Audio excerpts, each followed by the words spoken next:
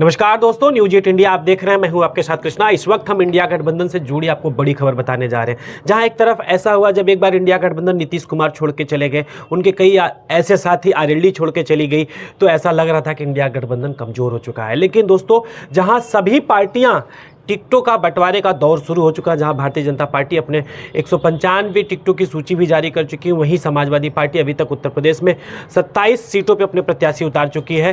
कांग्रेस भी धीरे धीरे अपनी सूची तैयार करके अपने प्रत्याशियों को उतार रही है। लेकिन एक जो सबसे बड़ा सस्पेंस उत्तर प्रदेश में बरकरार है, वो है मायावती अभी अपने जो पत्ते हैं वो नहीं खोल रही है। मायावती क्या गठबंधन के साथ जाएंगी, इंडिया गठबंधन के साथ जाएंगी, और क्या वो बीजेपी के साथ जाएंगी? कई ऐसे दौर हुए हैं। मायावती बहुत ही सस्पेंस बरकरार रहता है कि बीएसपी किसके साथ जाने वाली। लेकिन दोस्तों, हम सूत्रों के हवाले से खबर आपको बता दें, जिस तरह से सोशल मीडिया पे ये खबर तैर रही है कि सोनिया गांधी मायावती को इंडिया गठबंधन में लाने के लिए पूरी कोशिश कर रही हैं, कोई कोर कसर नहीं छोड़ रही हैं सोनिया गांधी, क्योंकि मायावती जो आएंगे, जो बीएसपी का जो वोटर है वो भी इंडिया गठबंधन के साथ शिफ्ट हो जाएगा। अगर मायावती अकेले चुनाव लड़ती हैं तो एक ये भी आरोप लगता है कि बीजेपी की भी टीम बनकर बीजेपी की मदद कर रही है, डमी कैंडिडेट उतार रही हैं, तमाम ऐसे आरोप लगते हैं। लेकिन मायावती को लेकर जिस तरह से शायद समाजवादी पार्टी के राष्ट्रीय अध्यक्ष अखिलेश यादव हों, सॉफ्ट कॉर्नर रखते हैं, मायावती को हमेशा सम्मान देते हैं। एक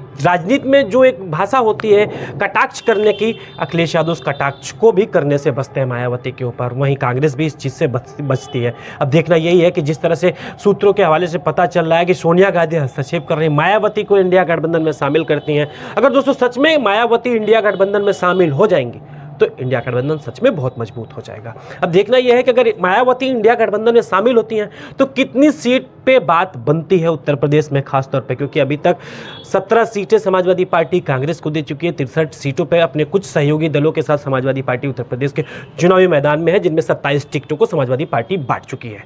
तो अब ये भी बड़ा सस्पेंस है। लेकिन जिस तरह से सोशल मीडिया पे लगातार खबरें वायरल हो रही कि मायावती आचार संहिता तक इंडिया गठबंधन में आ सकती हैं, समाजवादी पार्टी कांग्रेस के साथ मिलकर उत्तर प्रदेश में चुनाव लड़ेंगी, अब ये भी देखना दिलचस्प होगा। क्योंकि और एक से एक कयास और भी लगाए जाते हैं दोस्तों। जिस तरह से अभी जो टिकटों का बंटवारा था, जिसे समाजवादी पार्टी ने 27 टिकट दी, उसके बाद अभी समाजवादी पार्टी कोई तीसरी सूची टिकटों की नहीं आई है।